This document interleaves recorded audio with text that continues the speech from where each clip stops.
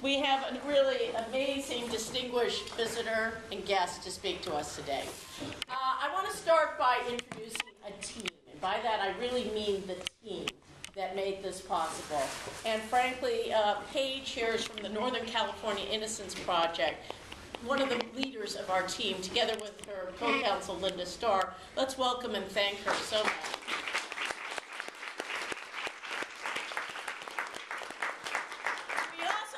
Several students who have been part of the Project for the Innocents. This is our very first case, and they've been in it since the beginning. The case went on for at least 3 years, and like all students who touch this case at all, please stand and be recognized. All the students in the project, everybody.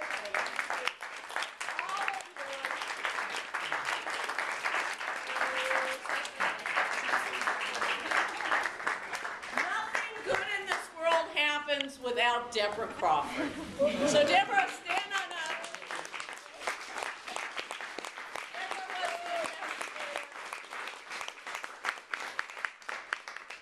up.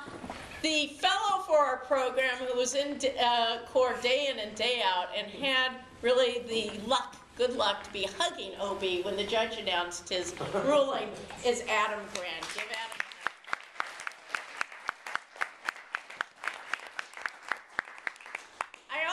Recognize Pam Buckles and everybody in her office who would just do whatever I needed, no questions asked. And not last, or not least, I should say, Professor Chris May. Chris, if you'll rise. Chris is, let us share his office. A lot of what happens is because somebody believes in you. And Chris May believed in us, and we believed in Obie. And therefore we're here today. So what I'd like to do is give us an opportunity to hear from Mr. Obie Anthony. By way of background, many of you know, and Obie would want me to recognize his fiancée Denise here as well.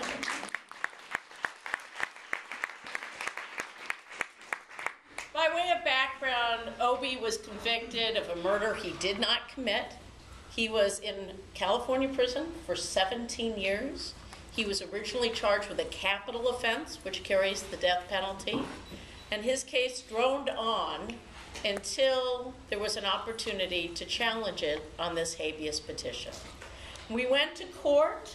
We had a 3-week evidentiary hearing, and at the evidentiary hearing, we put on witnesses, including the prosecution's star witness. And who did the prosecution have as their star witness?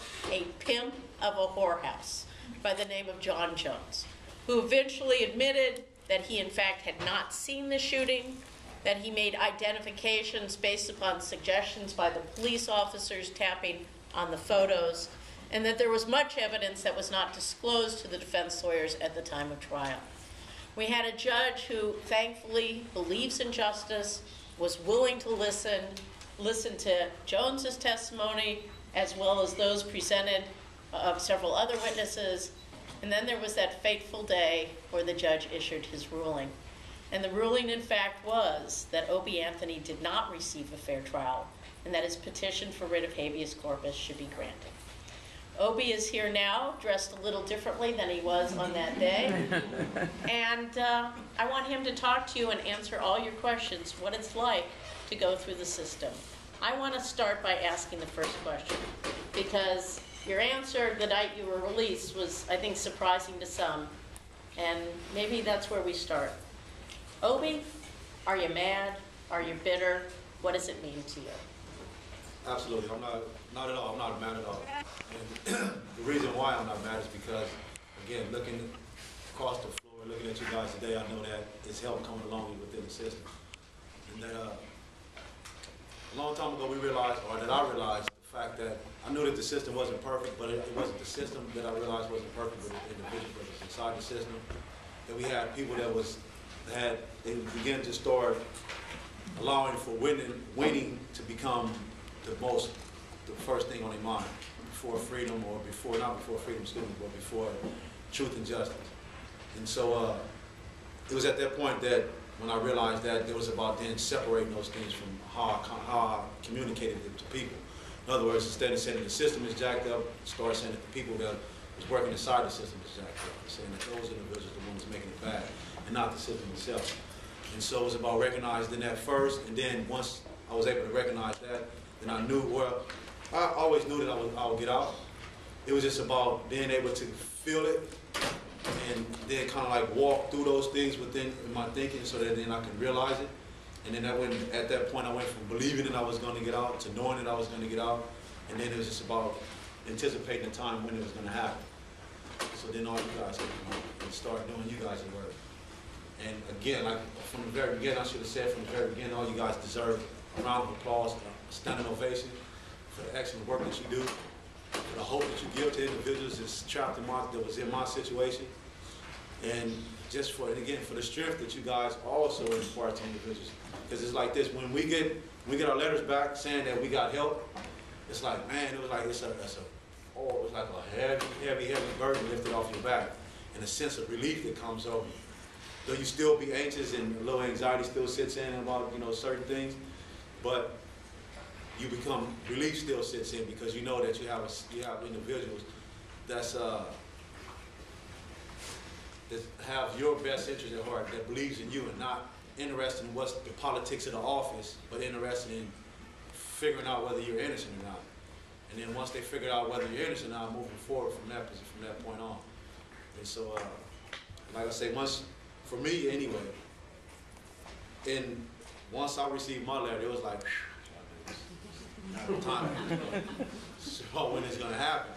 And so I began to really start digging in and start really learning and teaching myself different things so that when I did enter back into society, I'd be able to be where you guys are at, sitting at the table, in school, learning something to make me a more productive citizen, maybe make me where I'm able to participate in the affairs of society without any coattails or drag behind me.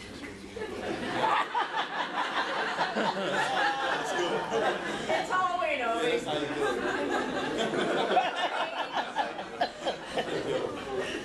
it. So, Okay, I apologize to interrupt. I told them, please come and get food. There's food in some of the boxes. There's absolutely. more boxes, and there are drinks. Everybody should eat something. Obie, do you want them to eat? Eat. Eat. Enjoy. Relax. You know, all of those good things. And like I told Ms. Levingston and like I told Paige, I died for the opportunity to be able to kind of like stand here in front of you guys and thank you personally for all of the hard work that you did, all of the late nights you stayed up, all of the coffee you had to drink, all of the research you had to do, all of the shepherdizing that had to go on, all that stuff, all of the times you had to go out on the crime scene. I really apologize to you. That's what's up. All of the crime scenes that you had to go out, you know, all of the work you had to do for us, that was concerned. And look, I really appreciate it. I'm ever so grateful for you guys' work, for all of the teachers that sat back and all of the, excuse me, not teachers, professors that sat back and kind of guided the students in their direction so that they can know what to do and how to do it. I am absolutely grateful for all of you guys and just for believing in me, for standing there next to me, even though I knew you wasn't, even though I didn't know you at the time. And you guys still stood there and fought for me. And you know, hey, look, while you guys look, I didn't have no worries while you guys was worrying about everything. Kind of took me away from it. And so I'm really appreciative of that. And I thank you so very much from the bottom of my heart. So whatever questions you guys have, let me answer whatever. All right, people, this is going to be more question and answer. So please ask questions. You can ask Obie about his background. You can ask him about his time in prison. You can ask him about what his plans are. Can I get some questions? Let me just say there's a reporter here from NPR who's covering Obie's story, and she asked that if when people have a question, they could raise their hand so she could come over with the microphone so that she could capture their questions for the story. The lady over there with the good hair. Ask all the students, find the scene. The pizza's coming your way. The lady with the best hairdo. She's coming. Oh, okay. Won't we have the questions come through? Yeah, that makes it easier. Yeah. I was wondering, from your experience in prison, what were the numbers, or what was the percentage of people who were in there who didn't give it? It's a difficult question because in order to answer that question, you would have to have like information in regards to these different individual cases. And so what, a lot of people talk about how they're innocent of this and innocent of that. And for the guys that's running around in the system, it's pretty much, not everybody doesn't say that. Of course, everybody doesn't say that they're innocent. Most people talk about how the system kind of worked them over versus them being innocent, and how they got more time than what they should have gotten. And so you have a lot of those individuals versus individuals running around saying that they're innocent of the crime. And so then when you do come across those people who claim that they're innocent of the crime, you converse with those individuals and you try to get a vibe whether or not if they are, whether they're telling you the truth or not. But it's really not no big old thinking in your part because you're too interested in doing what you do. Try to, figure a way how you're going to get out of jail and all of those things. And so you you commune with those individuals on those levels because you kind of like different things that they research and you may be researching too. Or they may come across a case that may be beneficial to you.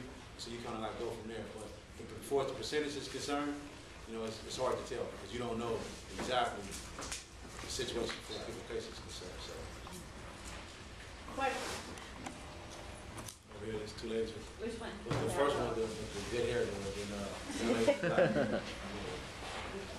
I just wanted to know a little bit about your background and sort of what your life was like before you were convicted.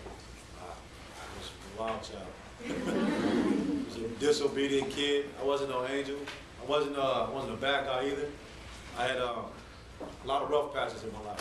When I initially came out here to California, it was 1979, 80 or something like that, I think it was. And my mom at that time had a real rough patch. She had just lost her husband. He had passed away, so things kind of started going bad for her. And just well of any other household, anytime something goes bad with the parents, it automatically goes bad with the kid.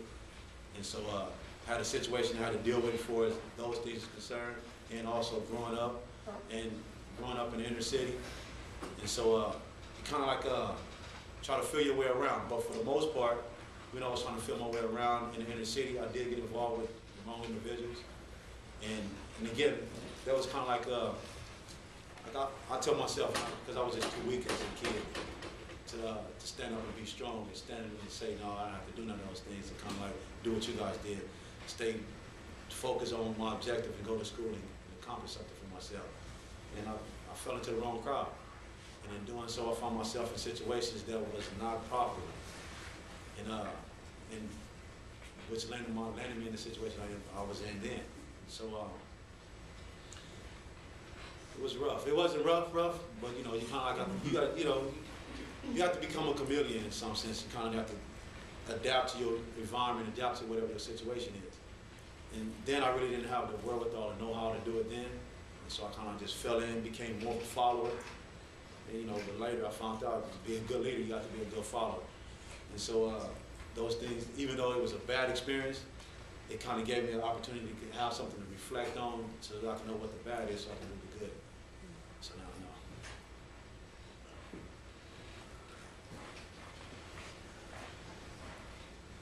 So after the 17 years setback, you have this whole brand new lease on life. What are you going to do with it?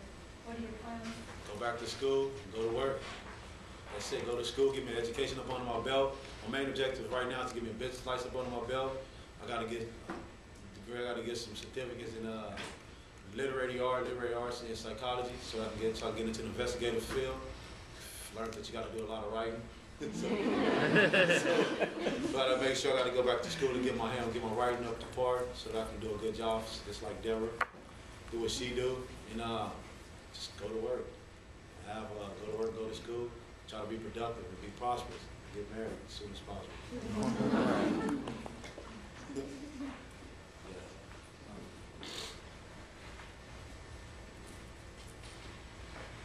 So being in prison for 17 years, I'm sure that you saw a lot of people that left and came back, or that were in there for a long period of time. And I was curious as to whether, when you felt that you were let out, whether enough resources were made available to you that you felt like you could get a new lease on life, if you felt like you had enough help, or if you felt like you had to basically do it yourself. Well, initially, in thinking about those things, because like I said early on, I never stopped believing that I was going to get out. I never went from not having those thoughts in my mind. And so because they was in my mind like that, I had always thought about what I'm going to do when I'm going to get out. And so I started making those type of steps, necessary steps to try to prepare myself. And one of those steps was I had to catch up with a counselor there to find out what other programs that are out there, and even when I do get out, that I can get into. And most of the programs that they have set up are set up for parolees and not exonerees. And so for the exoneree, for the guy who's been exonerated, it's kind of like a blank slate. It's like, well, get out there and do it, figure out what you can figure out. And so yeah, I thought about what kind of help that I would have, how would I go about finding the assistance. But in the situation, sometimes what happens is that those worry you need not worry about. They come and take care of themselves, and that's exactly what's been transpiring. They've been taking care of themselves, and I didn't have to worry about looking for help because help started looking for me. And so it kind of made things a whole lot easier. And Obie, several of the people in this room here are the people who wanted to help and drop some stuff off that you're looking at today. Yes, absolutely. You know, that's exactly what I'm looking for is work, an opportunity to get in school and, you know, afford to buy some books. I had a lot of books given to me already because I love to read. Like, I didn't realize I was that big of a fan of reading until I actually started getting into it. And I realized I don't like fiction. I don't like fiction. Yeah. I have a question. What went wrong, do you think, in the first trial that led to you being convicted? Maybe that you didn't expect. That I didn't expect? Or what went wrong? First off, it's another thing, never lie. Never lie. Whatever the situation is. It's never good to lie because the problem about lying is that you never can go back to the exact lie. So you'll make the story up around the old lie and it just looks even more crazier. And so I lied about knowing my co-defendant, and that damaged my opportunity, that hurt my opportunity to get going on as well. There was a host of different things that was transpired prior to those things even going on, those things that happened. One, I had a public defender that absolutely didn't do no work. You know, we did a little work. It wasn't that much work. And it was that. Then it was you had a situation with the star witness, and then other individuals that was also involved, like the security guard and the victim/witness. From the very beginning, he acknowledged the fact that he didn't really see anything, and he couldn't really make no identifications. And so then, when his time came to make an identification of the lineup, and he still didn't do it, it became to me obvious that he didn't see, or he couldn't remember the things that he did see. And so at that point, when he in court then said it was me, I was like, whoa, based on his dream nonetheless. And he told the court that he had a dream, that's how he recognized it was me. Which, in my mind, I was like, looked at Reggie and said, that's it, we're going home.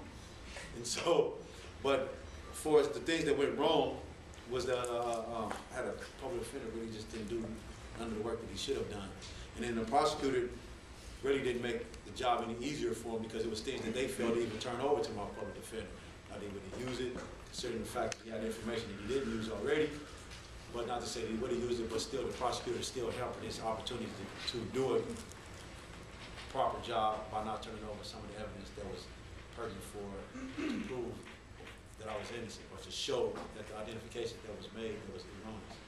So it was a whole lot. It was that, and he didn't turn over. The prosecutor also didn't turn over any information in regards to their star witness, such as, you know, he had a long history of being someone else.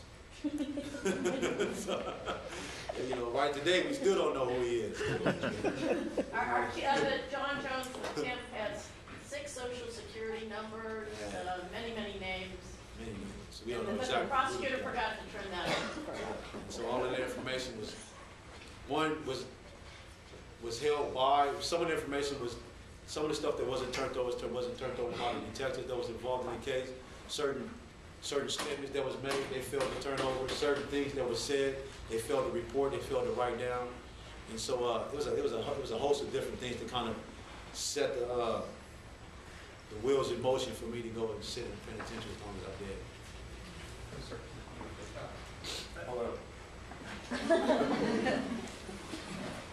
I noticed in the video when the judge read your overturning of the conviction, one of the bailiffs came over to congratulate you. So I was wondering, when you were on the inside, how many people actually believed your story, how many people did not believe it, and what impact that had? Well, again, going back to the other question in regards to what the percentage is concerned, you never know who believes you in regards to what you tell them, right? And so you can state your position as clearly and exact as you possibly can in regards to, look, I'm innocent, these are the facts that show that I'm innocent. whether the person believes you or not is neither here nor there. What matters is whether or not, do you know? It's on you. And so, if they become secondary, so you don't even be concerned with anything. But, and the second part of that question was? Well, I mean, did you ever feel like when you would tell somebody, look, I didn't do it, Yeah. and they would say, yeah, right, we hear that all the time. I mean, Right. what did that do to you inside? Well, for me, it didn't do nothing because the bodyguard he called Crying Wolf. These are stories that, you know, even before I left the county jail, it was my position is this: hey, look, here you have this guy's caught on the video and coming out of the store, everything. He's caught, but he goes to trial, and but he goes to trial, and what ended up happening is that now, and he's claiming innocence, and he goes 12 in the box after he's already been caught on video with the stuff and everything. So he makes it difficult for those individuals that are innocent. So when we come in, it's very unlikely for those individuals to really take heed or take consideration to our conversation when we say, look, we're innocent. We make them want to look into it. And so because the guy who came before me said, look, he was innocent, and then when dug and found out that, man, you did it. You did everything, you know, you did it. And so he makes it real hard for us. But you don't allow that to bother you. You don't allow that to kind of fill your cup or empty your cup. Because if you do, then what that's going to do is it just makes it worse for you as an individual. Now it makes you sluggish, takes your energy away. You don't want to go do the research. And when you're over there doing your research, you start coming across some cases that really doesn't, really sound too good and help. And when you come across those kind of cases, it's really sorry with the prosecutor. There's nothing wrong with the prosecutors. It's good prosecutors. But you come across those type of cases. So it's more so not the individuals that kind of like discourage you, but when you come across those laws, those certain cases that really like, man, this, if he used this would be bad. Or this right here really sounds good. This, man, you don't want them to find that case. And so it's those type of things that kind of like weigh on you, kind of like get to you like, they do this. At the time, like all the things that could go wrong with your case went wrong. Yeah. What were you thinking? Like, what was the reasons why the prosecutor was doing what he or she did, or your public defender was doing what he or she did, or even the witness talking about they saw you in a dream? Yeah. Is there any reason why they wanted to pick on you, just you, or what do you think it is? Well, I have my position in regards to that. It was initially, again, my whole life. I looked something like someone else other than myself. Like Paige probably was the first one who told me that I looked like me. Yeah, you look like Obie did. But I've always been mistaken for looking like somebody else, whether it's some famous person or just some regular person.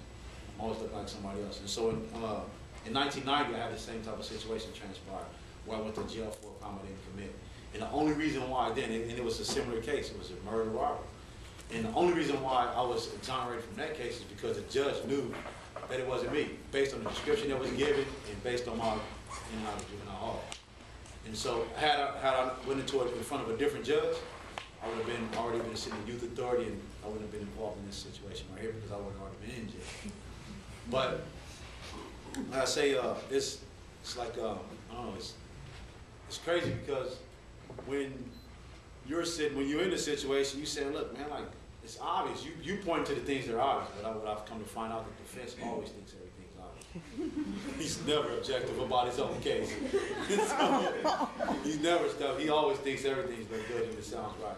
But the thing of it is that you got to get to a point within yourself to where everybody else doesn't matter what's going on in their mind. Because if you allow what's going on, what you're thinking, or what this person over here is thinking, or how they perceive it to be, or what may be, or what may not be, to get to you, then it can weigh on you. Not only can weigh on you, but you find yourself, you got a whole lot of people that's up in the penitentiary right now that's taking medication because they are not mentally strong enough to deal with the situation. And so they opt out. They take medication, or they go and they do something crazy. Some people even go to the extreme and kill themselves because they can't deal with the pressure. And what I deal with the pressure is to block it out. I mean, like, why would I want to sit next to a person who's full of nothing but negativity? Because now I'm trying to take my finals and I can't get it together. It's oozing negativity. And so you just keep yourself away from those type of individuals so that you won't absorb that, and then you can stay focused on what your objective is, to prove you're innocent. That's the only thing that's important. Stand in your faith, know what you know. When you know something, you don't have to believe it anymore. And so then you can stand in your knowing and know that opportunity presents itself. It's just about when it happens. And so then you got to prepare yourself for that.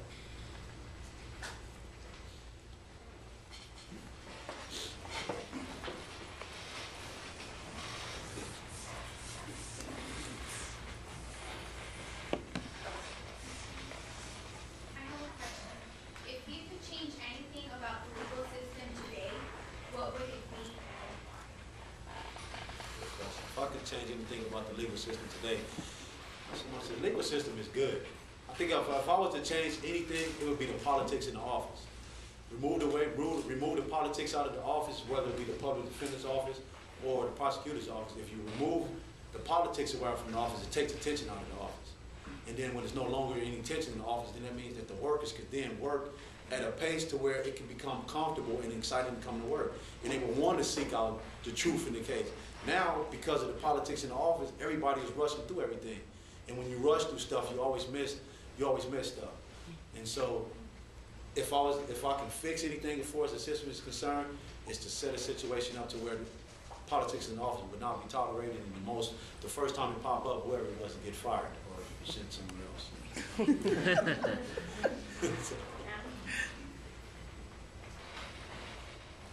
This question's for actually the project innocence statement to Professor Levinson. This wasn't, a hypo in class, and this wasn't a mock trial. This was an actual case affecting someone's life. So, how did the weight of responsibility affect you guys as a team? Let me have some of the students answer. Adam, you're right there.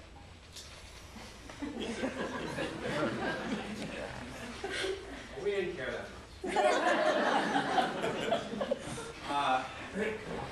Adam, can you turn on the mic and talk to you? Oh, sorry. I'm not singing.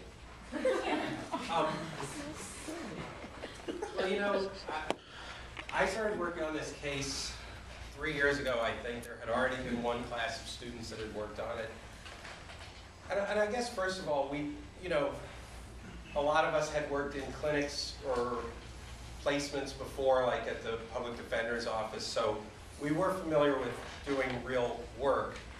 But the truth is, I think it was the seriousness of this case and the injustice in this case that made it, frankly, kind of easy to work on, because you really saw an opportunity to change somebody's life, to help right an enormous wrong. And so there was, I remember all the way along, when you were just doing research and you would think, like, oh man, if I don't find, like, maybe there's one case out there that I'm not finding and this guy, like, never gets out. Like, you know what I mean? You kind of, every little step along the way, you think, oh my God, I can't do this badly. I can't take a longer lunch break or just not do the work or something. And the pressure actually does start to get to you. But it also gives you an idea of what your job's really going to be like as a lawyer. And frankly, if you're not up to it, it's definitely not really a good field for you, because the pressure's going to be there, and you want to celebrate the fact that you have this awesome responsibility.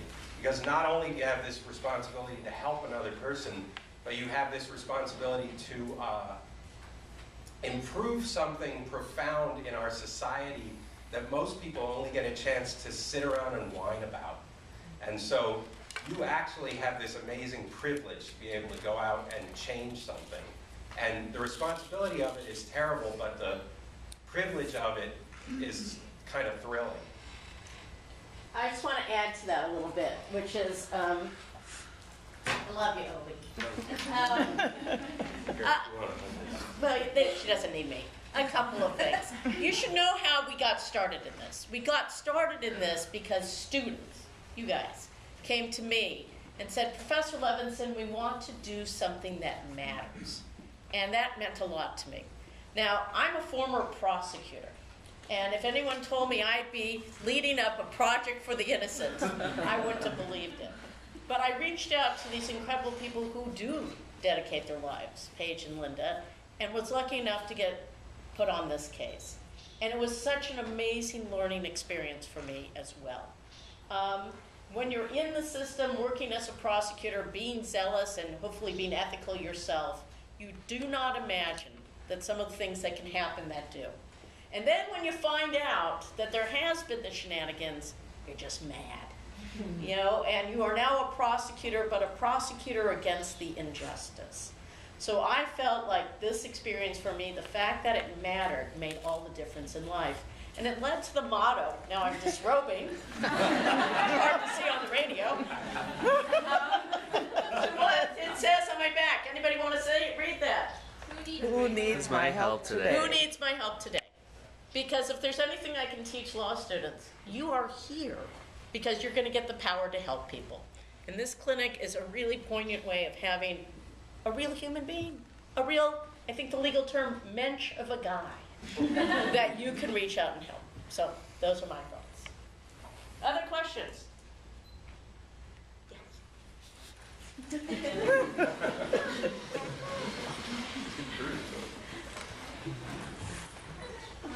did you miss most when you were in prison about not being in About not being in prison, what I missed while I was in the Air Force out here. Yeah, what did you miss? Oh, man. I like to tell you the truth, right? It was just like the really normal, simple stuff.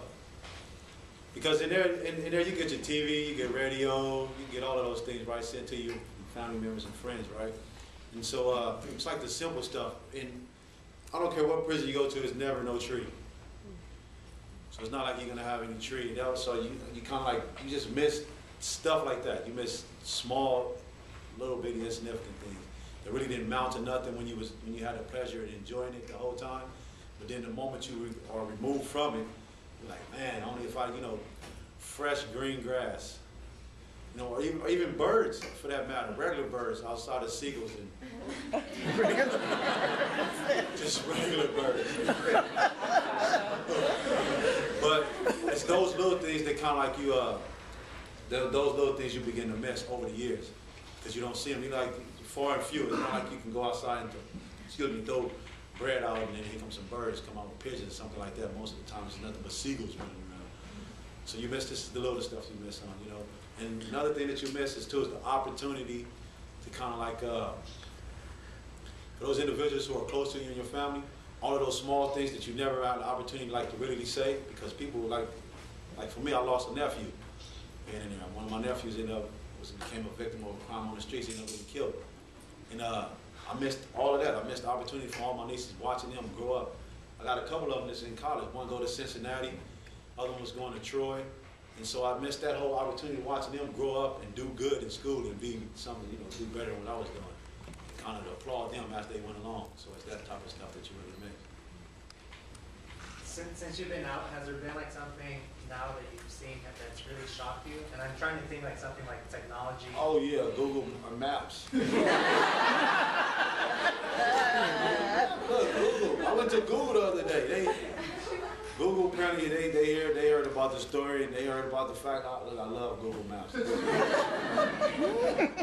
It's crazy for that. I don't know what they was thinking. And as a matter of fact, when I went and talked to them, I tried to ask them if we could use that to solve some crimes. He said something about invading privacy, so we couldn't use it. Well, he's the one person in the world who wants constant live streaming. Yeah, live streaming.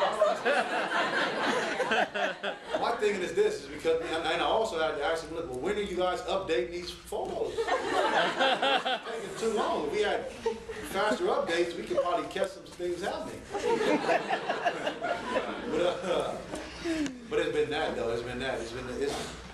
And I got an iPad, too. Looks like that one. I got an iPad, too. Got all kind of gadgets on there. I'm like, this is crazy. So that's been wild for experiencing that. When I think the first time I tapped on Google Maps, it was like, wow, what is that?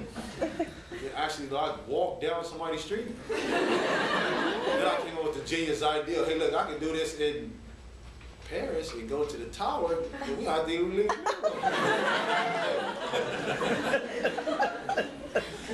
I'm wondering if you made any lasting contacts in prison. And I ask because on one hand I've heard that if you're in prison a long time, one of the best things is to make lifelong friends who have similar experiences and that support each other. But also one of the threats is that you might make lifelong potential companions for future obviously you didn't do anything wrong. Right. But are you keeping anything from prison, or are you trying to separate that from your life? Well, yes, tell you the truth, I am. But I do have associates that are still there. That only way that I can basically help them is by me doing good for myself first and foremost. Sending them letters and pictures and all of those things only for it's like kind of being an enabler, kind of making them be comfortable with the situation that they're in. And so the best that I can do to kind of be any of assistance to those guys who I am keeping communication with, is to try to put myself in a situation to where I'm able to assist them legally, so that they can find themselves getting out of the door, or at least headed to get out of the door. But yes, I do have associates that I'm keeping communication with, and those are individuals. Again, it's about making associations. You can make associations with the bad crowd, because you got the same things like school. I tell people all the time. Prison is like school. You can make it. You got the good crowd, you got the bad crowd, and you got the crowd over here that's really like it's just hanging out. You can be persuaded to do either or, good or bad.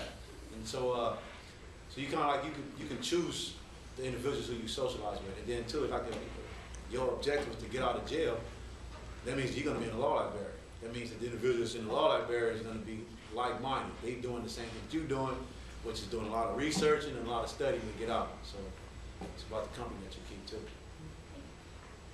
What is the message that you want to give to the kids, who are on the wrong track, even the kids who are on the right track, or the kids who think, being a thug, being a gangster is something to romanticize, rather than, to say, hey, this is the message you want to give to them to help them realize that it's not really fun and games like the rappers in the movie. Yeah. Well, what I'll tell them is my message to them would be simply as this: is that remember that the individuals that you came from a struggle, which created a strength within them that lies within you, first and foremost. The second part is that you have an opportunity to tap into that strength and not allow for your environment to collapse in on you to where you cannot defend yourself from it. And it doesn't mean a physical defense, but you can do those things also mentally, by separating yourself and being something other than what your community say that you are. Just because I stay in a community full of gang members doesn't mean I have to be a gang member. You know what I'm saying? And so that was my problem. I wasn't strong enough then as a kid. I was weak. I allowed for those individuals around me to persuade me. And my weakness taps into my upcoming, meaning how I was raised for as my mother and father and those things are concerned, because how they would deal with situations, oftentimes the kid deal with the situation just as well as the parent did. Kind of like follow their lead. And so they opted out, and they opted out. Meaning my pops, he wasn't around as much as he was, that he should have been. My mom opted out because she chose to kind of like tender to those pleasures that she had as a child, being 16, 17, 18, 19, 20 years old when she was a kid coming up, and then still tendering to those things instead of tendering to the responsibility. And so what I would tell the youth today is that, listen, responsibility is a joy. All you have to do is experience it. And then know that you deserve better. That's it. You look at yourself and tell yourself, look, I deserve better than what's going on right here. Then you'll go after it. It's about sometimes announcing things, saying things out loud. When you say something out loud, it kind of like, particularly if it's something positive, it kind of gives you the energy to move towards it. If you kind of keep those things inside, you'll waver in your mind, because it's like with everything, you kind of you're wrestling through everything. Well, why this is good, why it ain't good, and so forth and so on. And then when you say it out loud, it becomes an action for you, because you can start moving toward it.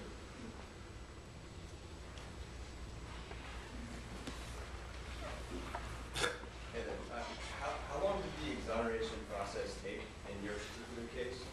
And whichever it is. The actual, I know what you're talking about. When it really began, yes. The point of your actual exoneration. And did you ever completely lose hope once that process began, or how did you hold on to that hope that one day you would actually be free?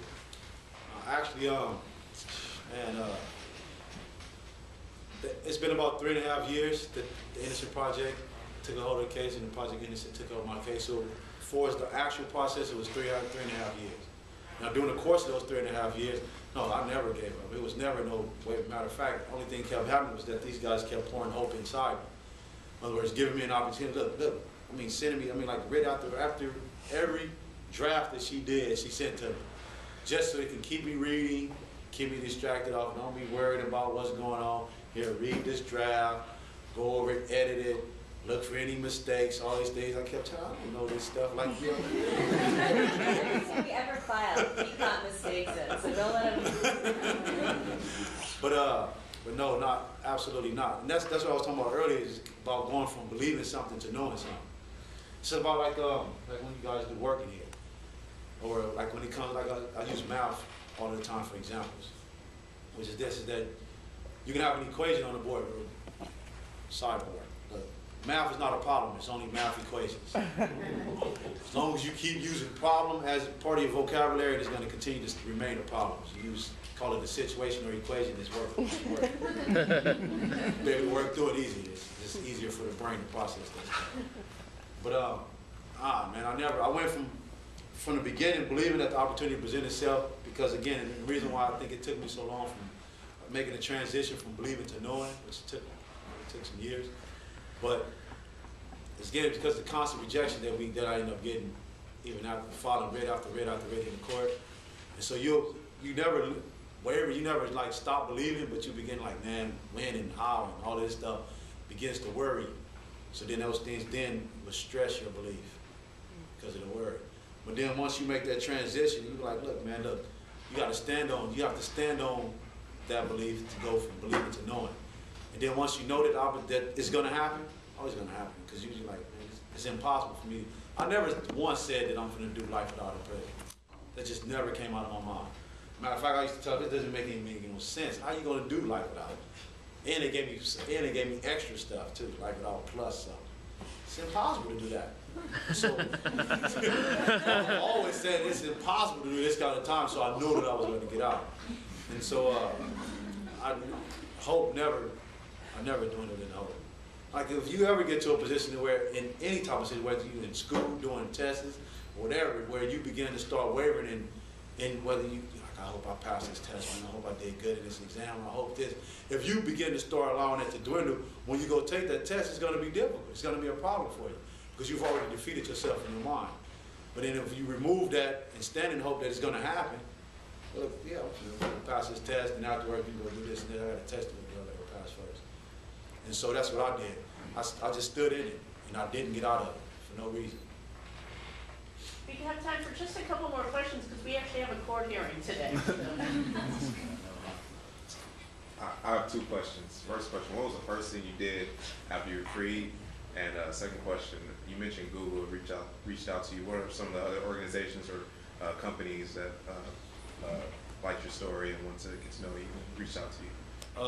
The first thing I did was take a hot shower and shave. Or try to shave. I had some clippers to do a good job, but it did it right. First thing I did though was take a hot shower because it was like crazy in there to get a shower. County jail is rough place. Then second part of that was Google reached out to me.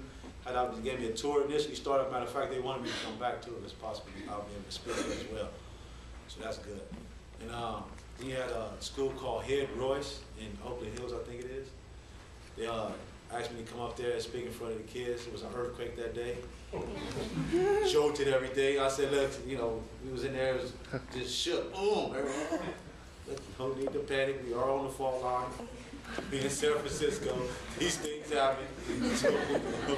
But that day was absolutely wonderful because even though the earthquake and they sent everybody out of the auditorium, sent everybody out in the field, the senior class still had the opportunity to come over there and talk to me. And I think it was there you had some real genuine questions. One guy was like persistent about what can happen to the prosecutor for doing all this to them, and what can happen to the public defender for not doing these reasons, what's going to happen to the witnesses over here. They get to just come and tell a lie and nothing happens.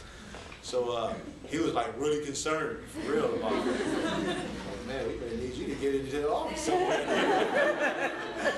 But, and so then right down here in Long Beach University also asked me to come over there. It's nothing been set in stone in regards to it, but a couple of, I have had individuals reach out to me. When it comes to the media, the radio, I had a chance to speak on KPFK, which is a radio station I used to listen to all of the time, which was KPFA, which seemed like the same thing. I used to listen to them all the time. And that's been awesome. It's always been good because again, it's about have an opportunity to kind of like, you know, just to tell people about the experience. Not only tell them about it, but because I guess the most prevalent question I always ask is how are you ever not, why are you not mad? Why are you not upset about the situation? It serves you no purpose, serves you no energy to be angry at it. I'm like, for what? If I said in anger about the situation, then that means then that I'm distracted from accomplishing what my objective is, and that's to serve the same people that serve me. Go back and be able to help somebody else. And so anger is, I mean, like, it makes no sense to be angry with the situation because, it's, like I said, it serves as a distraction. It's a preventer. So. Okay, is there a last question? Last one back there?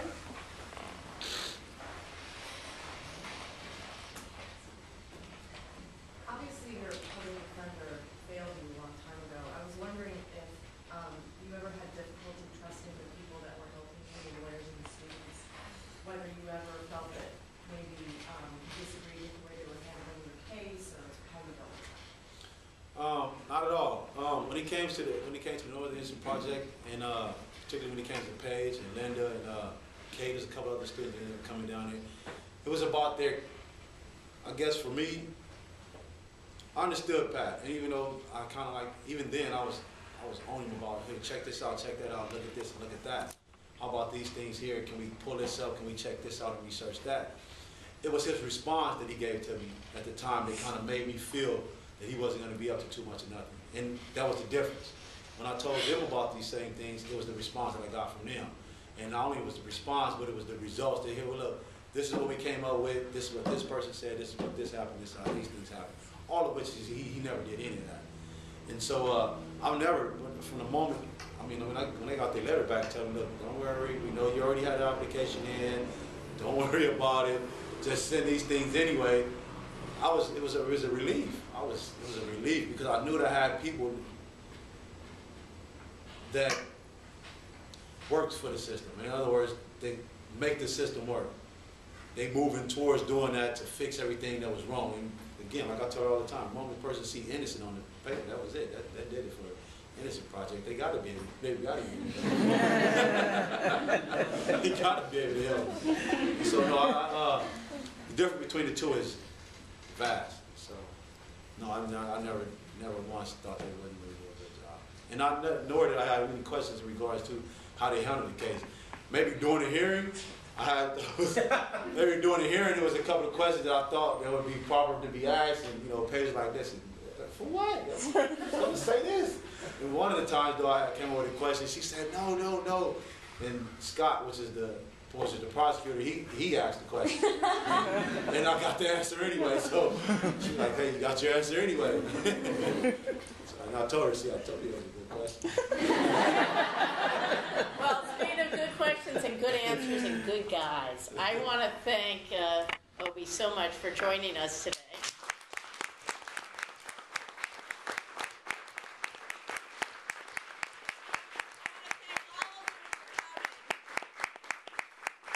I want to thank all of you for caring enough to want to make a difference.